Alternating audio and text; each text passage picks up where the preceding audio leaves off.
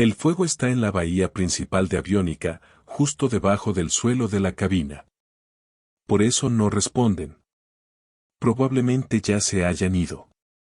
Los gases habrían sido los primeros. La azafata jadeó, llevándose la mano a la boca. El rostro de Fuller pasó de la sospecha a la hostilidad absoluta. Eso es todo. Estás acabado, siseó el alguacil. Extendió la mano para agarrar el brazo de Harold. Estás creando pánico. Eres una amenaza para la seguridad de este vuelo. Harold no se inmutó. Simplemente bajó la mirada hacia la mano que estaba a punto de agarrar su delgado bíceps. Hijo, dijo con voz suave pero cargada de una gravedad ancestral. No tienes ni idea de lo que es una amenaza para este vuelo, pero lo sabrás muy pronto si no me dejas ayudarte. La cabina se estremeció de nuevo, esta vez con más violencia. Un grito colectivo se elevó entre los pasajeros. El avión estaba mareado y los responsables estaban tan perdidos como todos los demás. Fuller vio la creciente ola de histeria en la cabina y comprendió que maltratar a un anciano podría desatar un disturbio. Bajó la mano, pero sus ojos prometían un ajuste de cuentas. Señaló a Harold con un dedo tembloroso. Quédate ahí. No te muevas. No hables, ordenó, antes de volver su atención al resto de la cabina, intentando proyectar una calma que no sentía. Todos, por favor, mantengan la calma. Estamos manejando la situación. Pero nadie lo escuchaba. Estaban observando a Harold. Observaban al anciano que permanecía erguido en el pasillo, un pilar de calma en un mundo que se tambaleaba sobre su eje. Parecía saber cosas que ellos desconocían, y aterrorizados, se aferraban a esa pequeña e imposible esperanza. Harold sabía que el incendio pronto comprometería las líneas hidráulicas que discurrían junto a la bahía de Aviónica. Una vez que eso ocurriera, ya no serían un barco fantasma. Serían un ataúd. El tiempo se agotaba, y la única persona que se interponía en su camino era un hombre que veía un problema, no una solución. Fuller continuó con su farsa de control, ladrando órdenes a los auxiliares de vuelo, que se apresuraban con una energía desesperada y desenfocada. Se veía a sí mismo como el protector, el escudo contra el caos. En su mente, Harold era solo otra variable a controlar, otro civil que no entendía las reglas. La calma del anciano era una anomalía, una irritación. ¿Qué pasa con el reloj? Fuller se burló, notando el objeto en la muñeca de Harold por primera vez. Era un cronógrafo antiguo y enorme. Su caja de acero estaba marcada y picada. La correa de cuero se agrietaba por el tiempo. Parecía sacado de un museo. ¿Te lo dio tu abuelo? Tal vez pueda decirte a qué hora moriremos todos. El golpe fue cruel, nacido del miedo y la frustración. Harold miró el reloj. Su esfera era un complejo conjunto de diales y manecillas. El cristal estaba rayado por 1000 impactos. No vio una antigüedad. Vio el resplandor frenético y desesperado de sus manecillas fosforescentes en una cabina llena de humo. La única fuente de luz. Mientras luchaba con los controles de una aeronave averiada sobre territorio hostil. Vio el rostro de su copiloto, joven y aterrorizado, iluminado por esa misma tenue luz verde durante una fracción de segundo antes de que el mundo fuera de la cabina explotara en un destello blanco. El reloj era una reliquia de un día al que había sobrevivido cuando no debería haberlo hecho. Una promesa que le había hecho a un hombre que no regresó a casa. Era un recordatorio de que ya se había enfrentado a la muerte antes. Volvió a mirar a Fuller, con la expresión inalterada. El insulto no había calado hondo. Simplemente se había evaporado contra la masa silenciosa de su historia.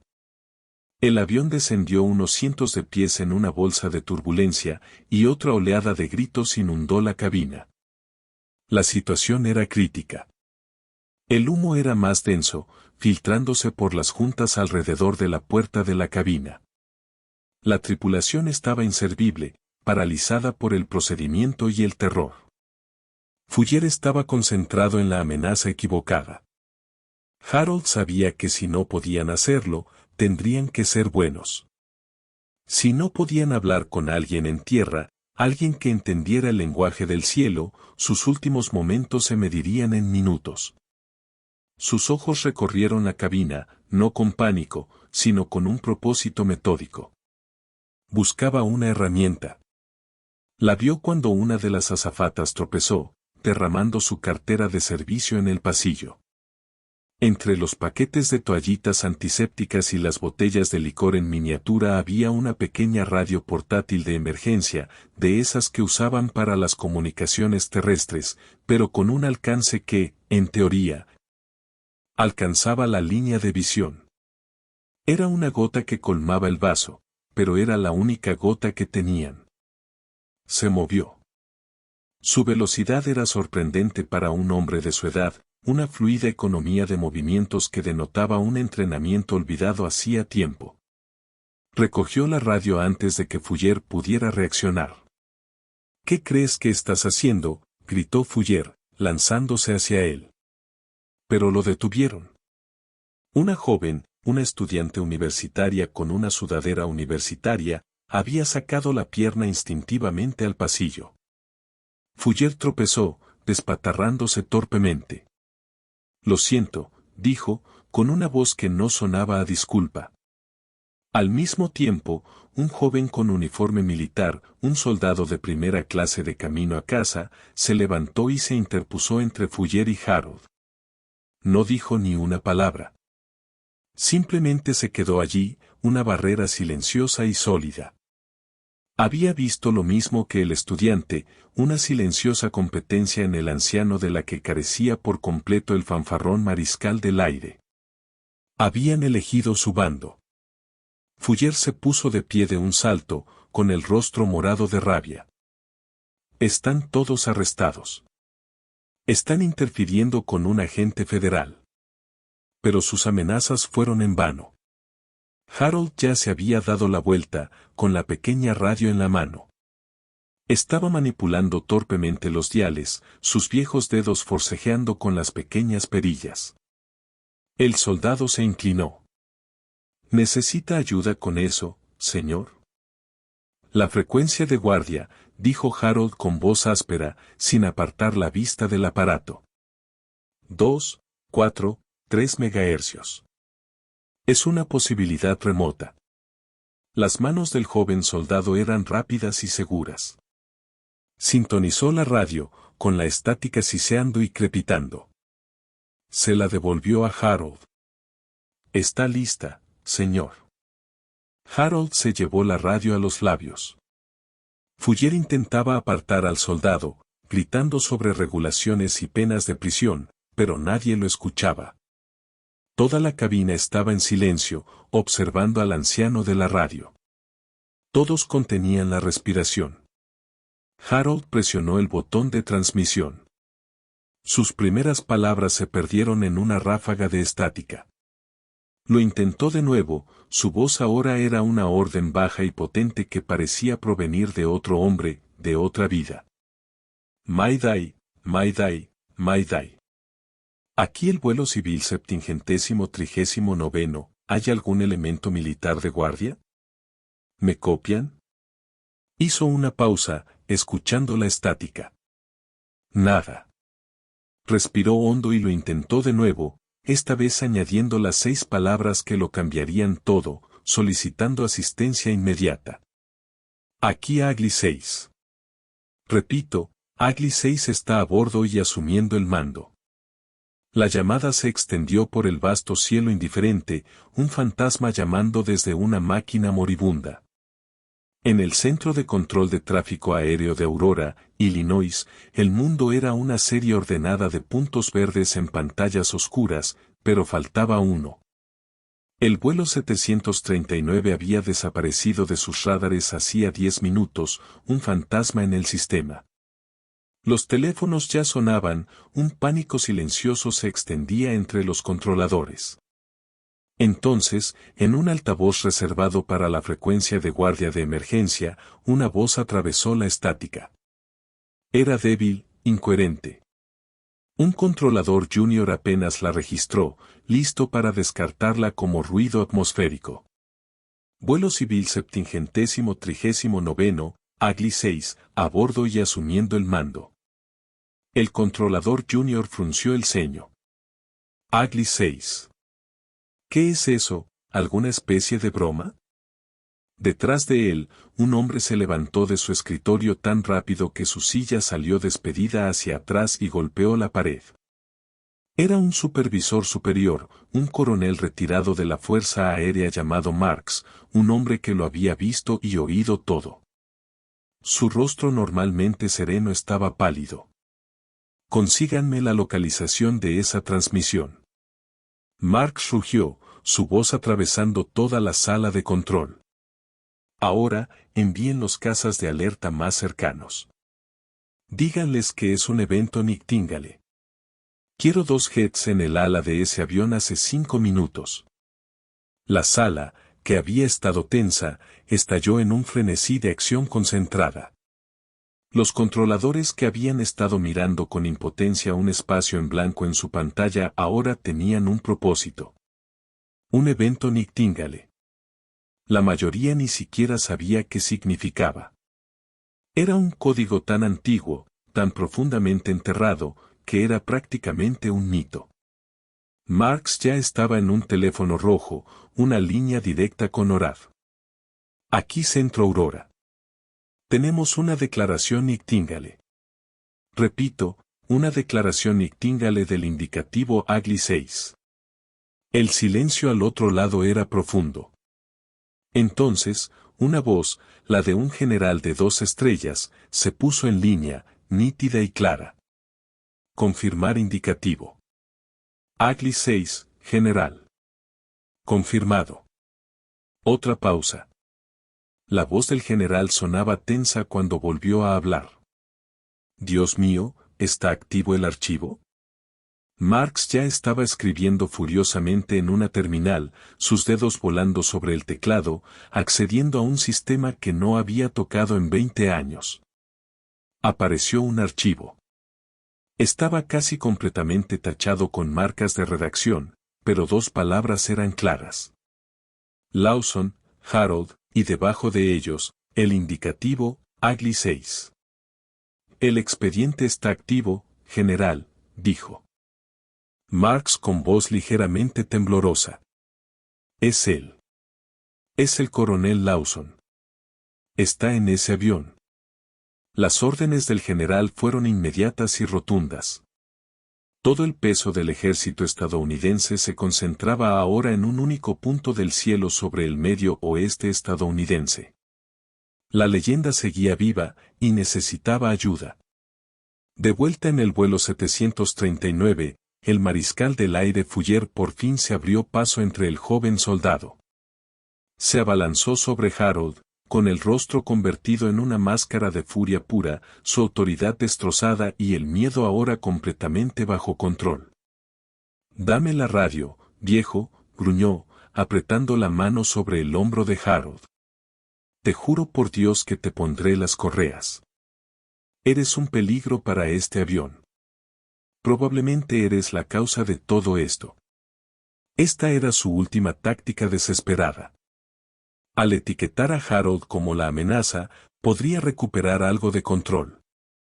Estaba listo para abordar físicamente al hombre de 83 años, obligarlo a sentarse y esposarlo. Era un hombre al límite de la razón, con su entrenamiento y juicio consumidos por la creciente crisis. Los demás pasajeros gritaron en protesta, pero Fuller no los escuchó. Estaba comprometido con su error fatal, convencido de que era el héroe de la historia. Fue el último acto arrogante de un hombre que no tenía ni idea de que su mundo estaba a punto de ponerse patas arriba. Ocurrió sin hacer ruido. En un momento no había nada más que el cielo gris y vacío fuera de las ventanas de los pasajeros. Al siguiente estaban allí.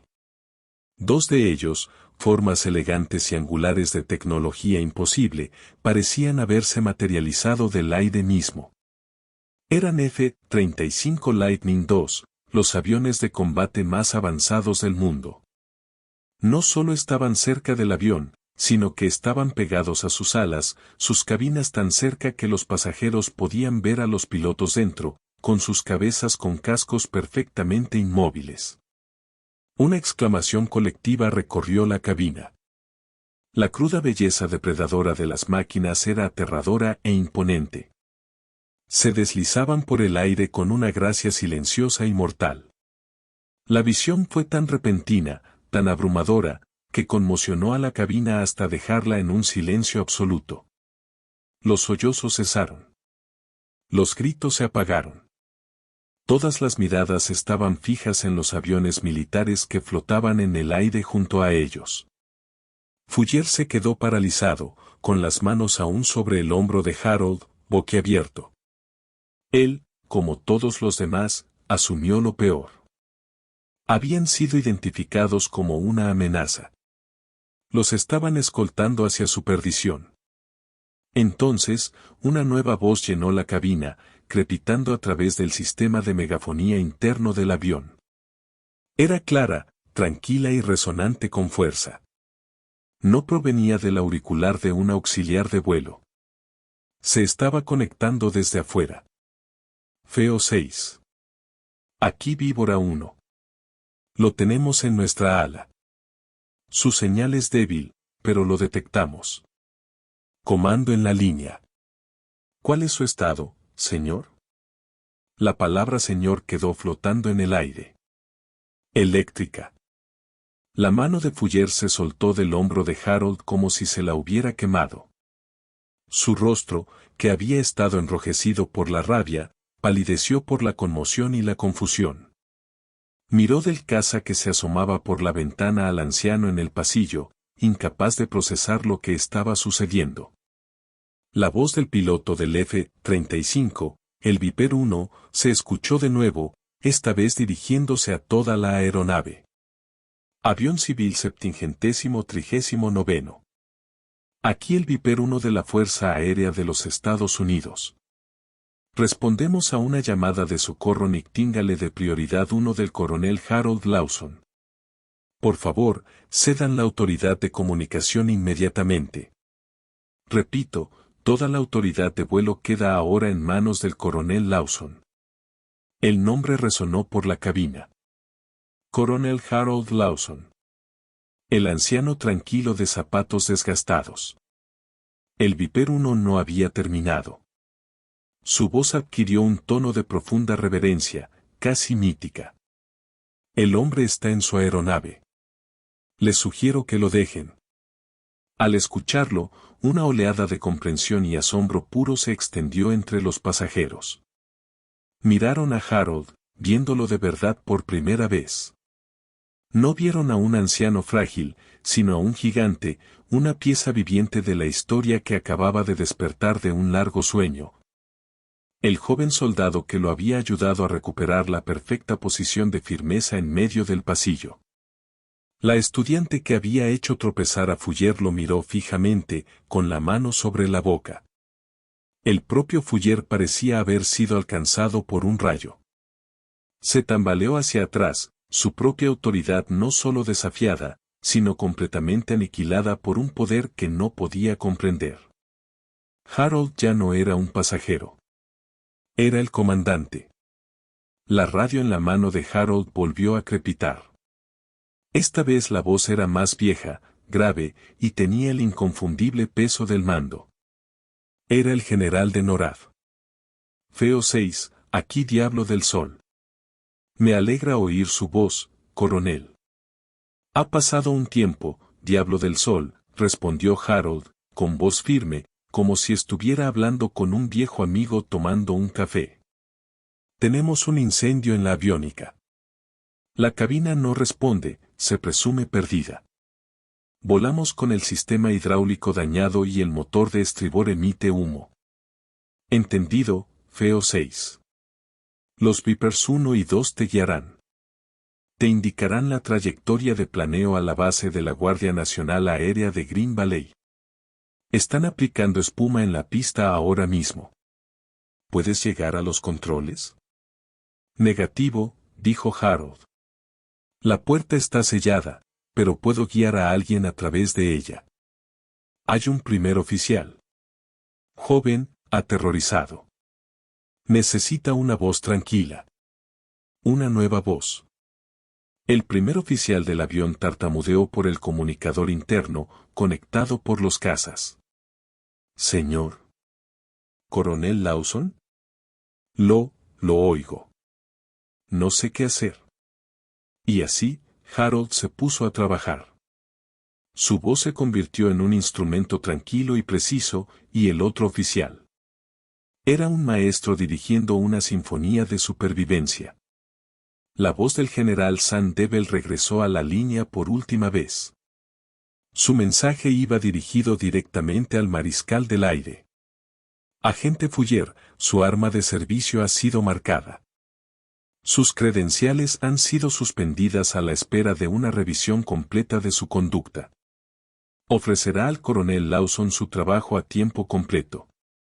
Era un maestro dirigiendo una sinfonía de supervivencia. Cooperación plena e incondicional. No hablará a menos que se le dirija la palabra. ¿Entendido? Fuller solo pudo asentir con un gesto ahogado y patético, mientras toda su carrera y su autoestima se derrumbaban en una sola reprimenda pública. Después de que Harold guiara al primer oficial a través de los preparativos más críticos para el aterrizaje, se volvió hacia el humilde y destrozado mariscal del aire. No había triunfo en sus ojos. No, te lo dije.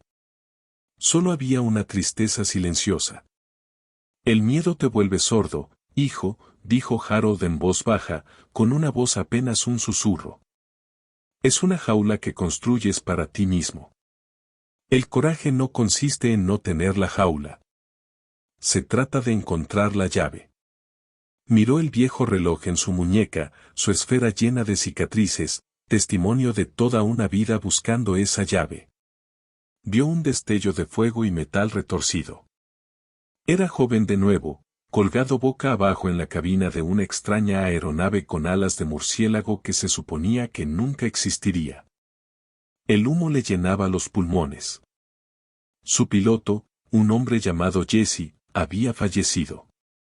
Su navegante, Mike, se desangraba en el asiento junto a él. Fue Mike quien le había dado el reloj una semana antes. Para la buena suerte, había dicho. Mientras la vida de Mike se desvanecía, agarró el brazo de Harold. Nos llamaban los 6 feos porque éramos 6, y el pájaro era feo como el pecado, tosió sangre en sus labios. Pero llévalos a todos a casa.